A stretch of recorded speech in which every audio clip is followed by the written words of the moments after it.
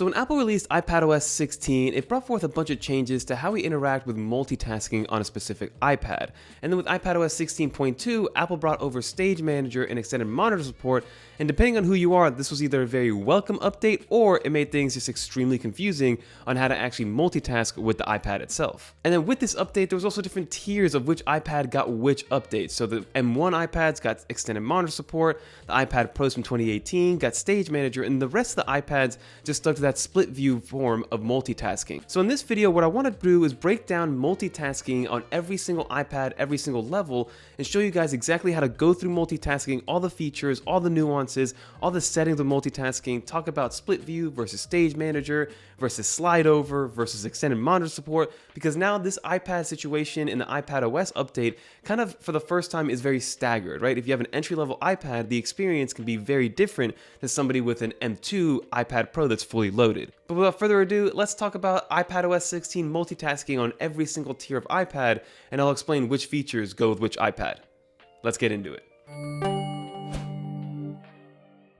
Okay everyone, so let's get right into this video, and to preface this, I am using an M1 iPad Pro with no data, and I have the baseline model. So we're going to start with all the split view stuff, but before we get into the split view, I'm going to go into the settings, right? I want to show you guys all the multitasking settings that we have with 16.2. Now I am on 16.4 beta, which should be released real soon depending on when you're watching this, but all the settings should be pretty much the same moving forward. So if you go into your settings and you go down to the left hand side where it says home screen and multitasking, you do have a few options that I want to walk you through. So you have the ability to use large app icons. So if I show you these app icons and go back here and make them bigger, you can now see that my app icons are much bigger. Now you're still able to fit the same amount of applications in there, but I like to actually keep them a little bit smaller just because it's less of an eyesore in my opinion. You also have the ability to add newly downloaded apps to your home screen or do it to your app library only. So every time you download an app, it will show up on your home screen right here. But if you click on the app library only, then it's only going to show up in your app library, which is all the way over here. Now these are two settings that I personally like to keep off just for continuity's sake. But if you turn these on, both of them, you can actually go and see that you have your 3 most recently used apps, as well as your app library shortcut to get to your app library. So to get to your app library, you normally have to go all the way to the right until you lose all your home screens. But if you have it here, then you can just click on here and it shows up your actual app library.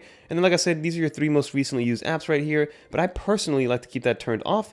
I don't really know why I like to keep it turned off. I just think it looks better without it. So if I get rid of it, then you actually have to decide what you want on your dock itself. You also have the ability to have your notification badges shown in your app library, and then lastly, you have your multitasking, which is the way that you multitask, whether you want to do split view or if you want to turn on Stage Manager, but we're going to start off with split view first and then move over to Stage Manager, so let's get into it. So to preface this, I will say that every single iPad that's on iPadOS 16 or newer, as long as you have the new updates and you're able to update your iPad, every iPad will have access to split view multitasking. So you don't have to decide, oh, do I have an iPad 10th generation or do I have an iPad Pro?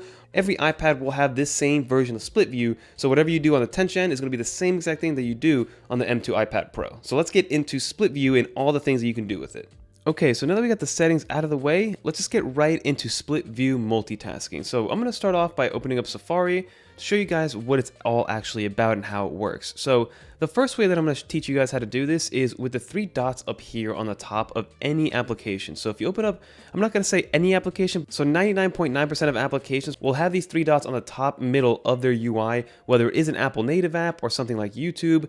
It's all pretty much built into the code before you even have to think about it. The only application that I've noticed that doesn't have those 3 dots is this setting application, which you see right there.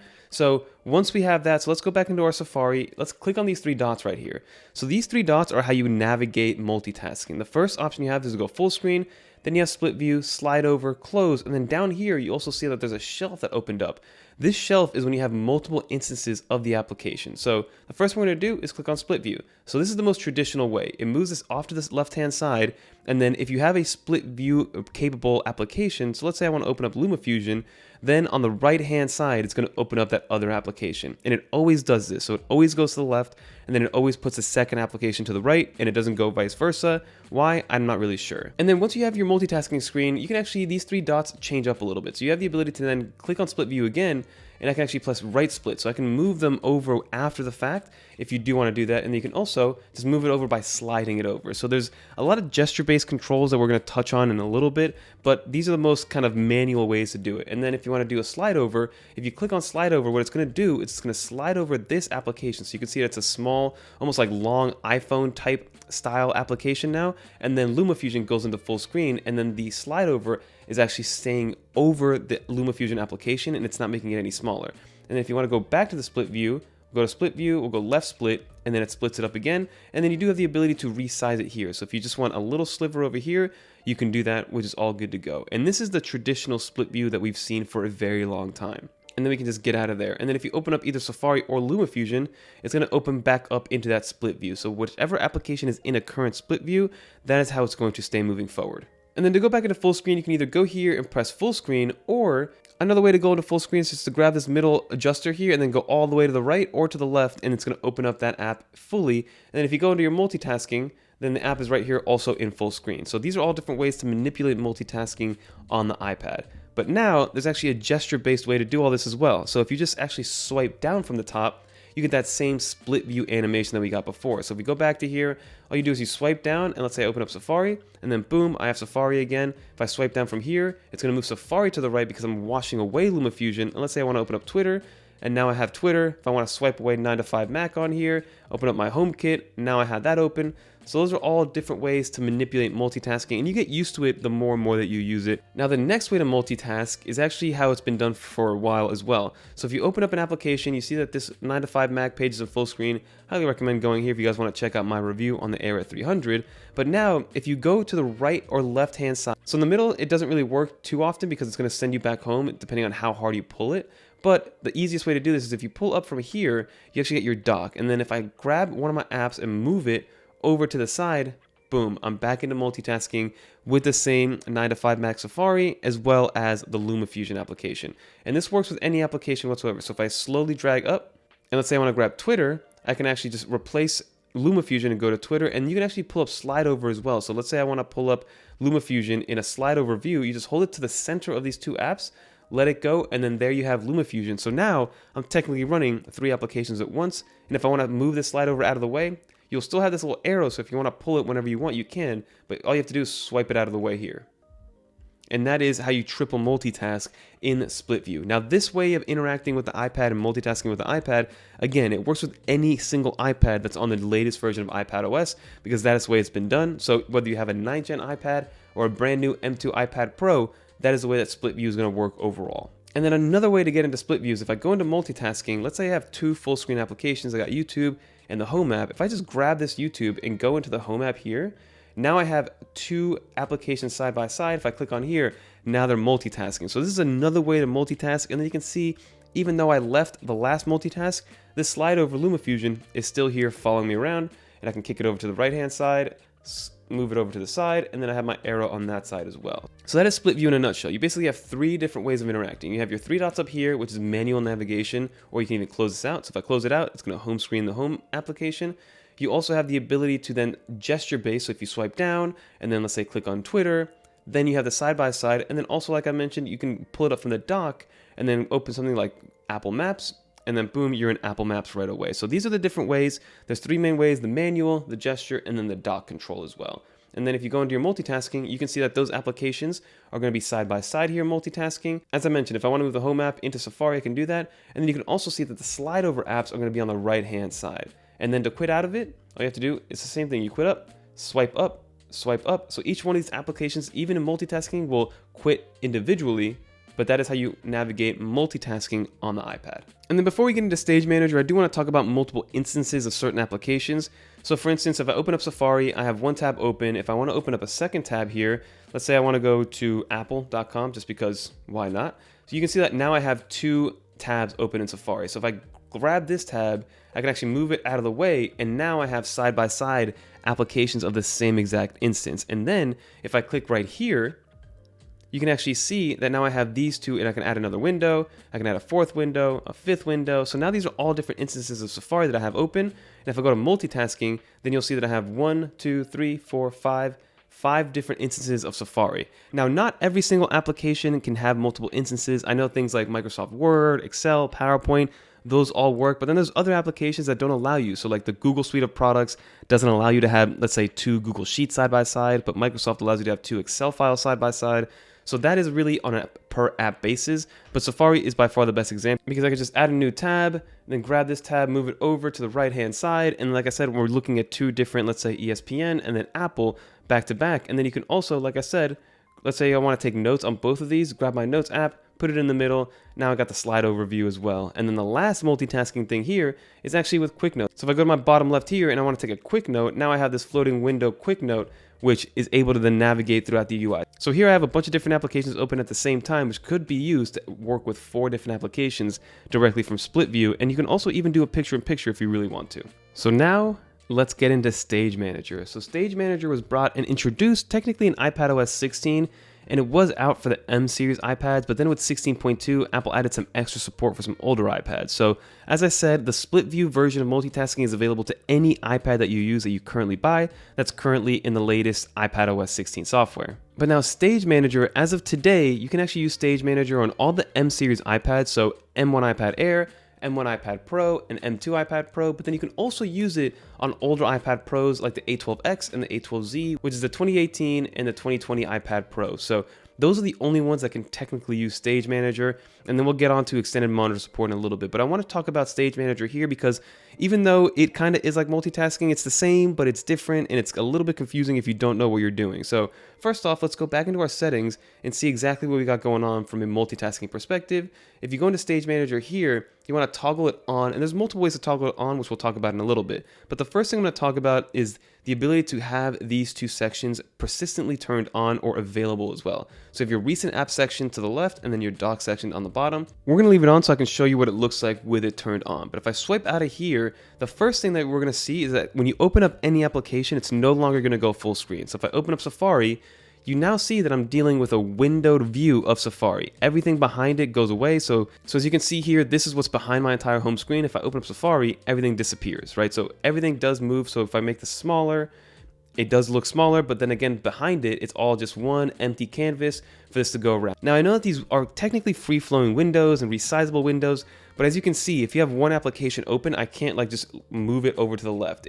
There's still some sort of physics and inertia built into the OS, very similar to how Apple makes us start on the top left with our apps and end on the bottom right, and there's no in between. So keep that in mind. If you want to, let's say, have one open on the left-hand side, you cannot do that. But what this does allow you to do is resize them into different sizes. And if you will notice that as you make them smaller and bigger, so here it kind of looks like an iPhone app, but then when you make it bigger, then it takes into account the iPad UI, and it's very responsive. I've never had any issues with it. I can go as big as I can. I can even full screen it all the way if I really want to, and then make it smaller again from there. And for the most part, especially if you're using touch controls, so if I'm using your hands or your Apple Pencil, the easiest way to control it is to follow this darker nub on either the bottom left or the bottom right.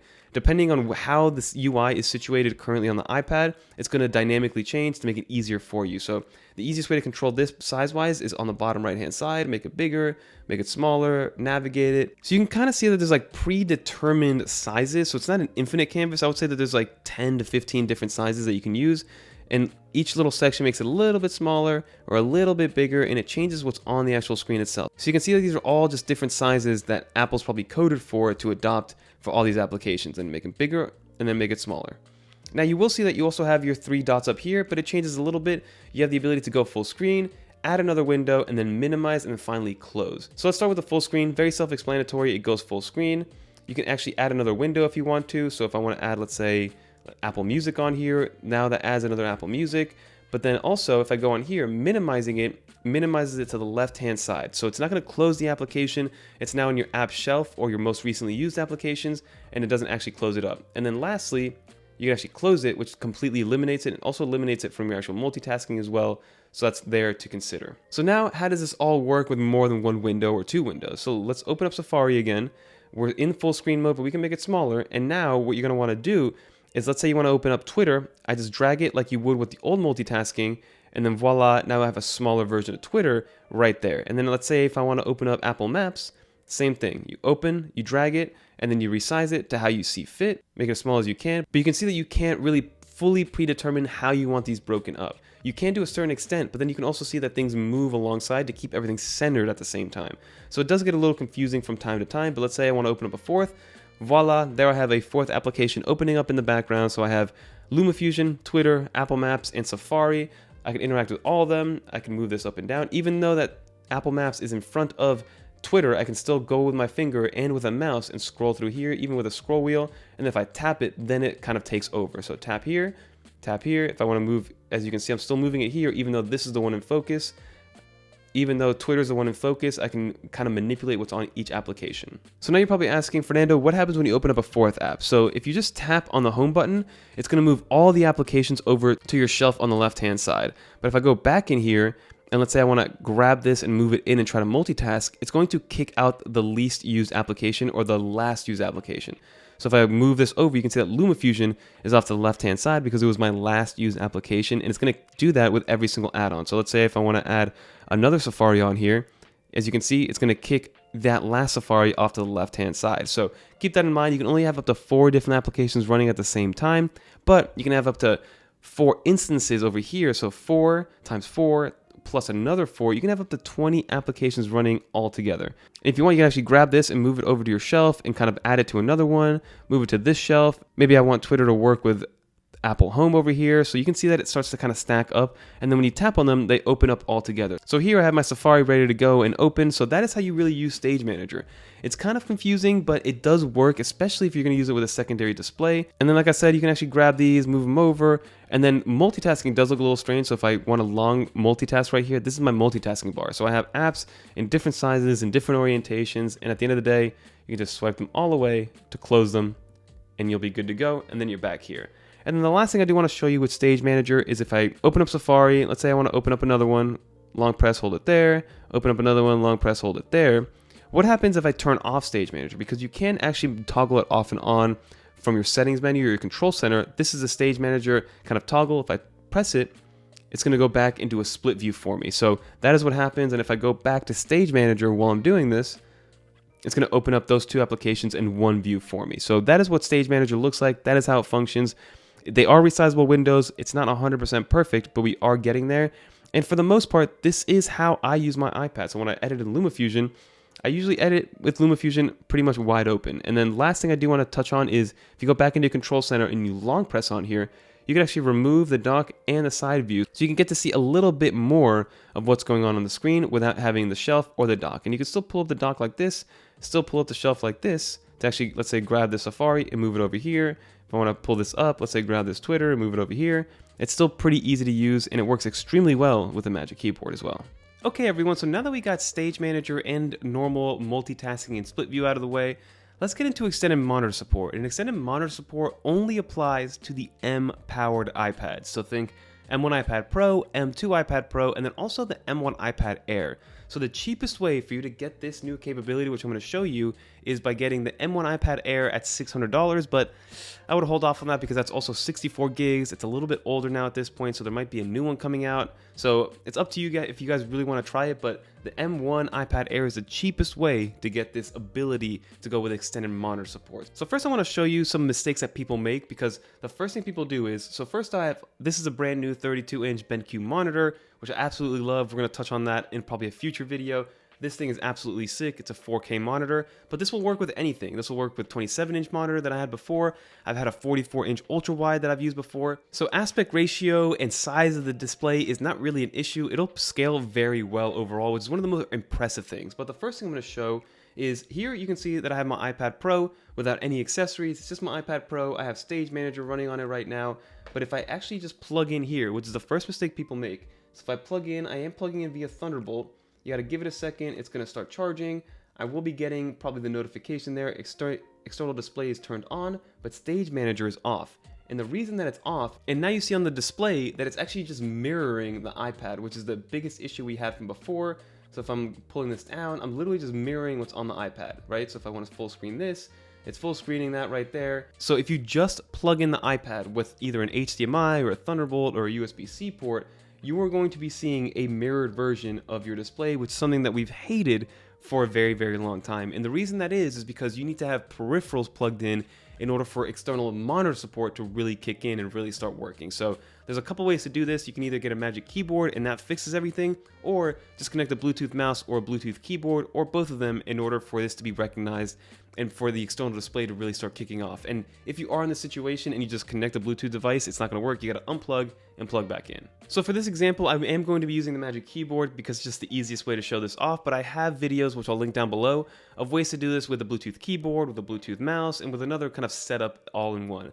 And I will also reiterate with everybody that iPads and M1 iPad Pro, M2 iPad Pro have Thunderbolt support, and M1 iPad Air is USB-C support. So if you want to connect with a single cable, make sure your monitor supports USB-C and not just Thunderbolt, because if you have just a Thunderbolt port, then your iPad Air will not work with a Thunderbolt cable because it's only USB-C. But outside of that, you can use anything to connect it. So if you have a dongle like a USB-C to a VGA, to a DisplayPort, to an HDMI, any form of video out, as long as your monitor supports it, your iPad will be able to support it if you have the corresponding dongle. So you don't need to have Thunderbolt. I just happen to have a nice Thunderbolt display and a Thunderbolt ready M1 iPad Pro. Once you connect all your peripherals or your magic keyboard, there's no extra settings that you need to touch. It all becomes automatic. So here's my Thunderbolt cable. We're gonna plug this in. It takes about, a second to 5 seconds, depending on how fast it wants to recognize it, but it's charging. You'll see that the external stage manager is turned on, and now we're dealing with something totally different. So now we have the entire canvas. There's no more letterboxing. There's no more black bars on here. I can just go over here, and let's say I want to grab Safari. Safari opens up great. I can resize the windows. I can make them bigger, smaller. I can actually minimize it if I want and put it on the left hand side. I can pull up the dock again. So everything that I mentioned for Stage Manager physically on the iPad is now translated onto a larger, more robust display on the external monitor. So all the things that I talked about on Stage Manager on the iPad Pro is the same thing that's going to happen here. So you still have your 3 dots, you can go full screen, you can minimize it. So being able to go full screen, let's say on something like LumaFusion. So here, if I open LumaFusion and go full screen, now this is crazy. Now I have an actual computer. Now I'm able to use this as a workhorse. And then also I still have the ability to use my iPad as an iPad down here. While I'm up here editing with my iPad Pro, I can grab this, make the viewfinder a little bit bigger now that I'm using a bigger display. So it's a great implementation, and this is, once you figure this out, and if you're willing to kind of spend the money on it because it does get expensive, being able to use your iPad as an iPad down here while using your iPad as a computer up here has really changed the way that I use the iPad. And again, it's kind of an amazing situation that the iPad is so many different computers, right? It's a computer for some, it's a tablet for some, it's a computer desk setup for other people. So overall, the iPad is whatever you want it to be and whatever you can make it use of it for whatever you need the iPad to do, whether it is for fun, for leisure, or for more productivity and revenue generating tasks. And then a few things that I do want to mention about extended monitor support and using this stuff like this. Some things that need improvement. First off is that you can only have one audio source playing overall, right? So if you want to play a YouTube video while also having some sort of podcast in the background, you can only have one of those audio sources happening. But I think that's more of an iPad situation than the actual computer itself, because even if you don't have an external monitor plugged in, that is the same case. Same thing with audio out. So if you have audio out, by default, if you plug into an external display, it's going to have audio out coming out of the display, and there's no way currently, as of this video, to make the audio come out of these amazing quad speakers on the iPad. So if you want to listen to something from your iPad, you have to disconnect it completely, or you have to use Bluetooth headphones or a Bluetooth speaker. Or if your monitor does have built-in speakers, use those, because even if you don't have Bluetooth speakers, it's going to default to the monitor, so no sound will come out, which is very, very annoying. And then the last thing to mention is that there is no clamshell mode. So if I close this, everything shuts off, so there is no clamshell mode, which is kind of annoying. If I open it back up, unlock it, it should populate again, which it did.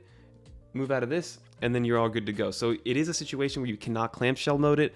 To each their own. So audio needs to be improved, the clamshell mode needs to be improved, and there's some other little nuances that could be improved overall, just like ease of use and UI. But overall, I'm a big fan of the setup. Especially, I'm going to link down a video in the description below of how I use the iPad as an iPad here and a computer here. But now you should know how to multitask like an expert on the iPad. Let's finish up this video, everybody. So that is going to do it for this video, everybody. Like you saw, iPadOS 16 brought more welcome upgrades than confusion for me specifically, because I've always wanted something like extended monitor support. I've always wanted to treat my iPad like a computer, and Apple's been hesitant to really put macOS on it. And Apple did what they do best, and is do things their own way, right? They did multitasking the iPad way. They wanted it to be a little bit different from macOS, but still familiar enough that it could be used by anybody that used it. But now with this video, you should be well equipped with everything that you need to know, depending on which iPad you have of how to multitask, whether it is just side-by-side split view with a slide over, or having 16 apps open at once in Stage Manager with extended monitor support. Now you know exactly how to run everything, what it all does, and all the nuances of all the settings with these features. But that's going to do it for this video, everybody. If you did make it to the end, leave a little dolphin in the comments down below so I know you made it to the end.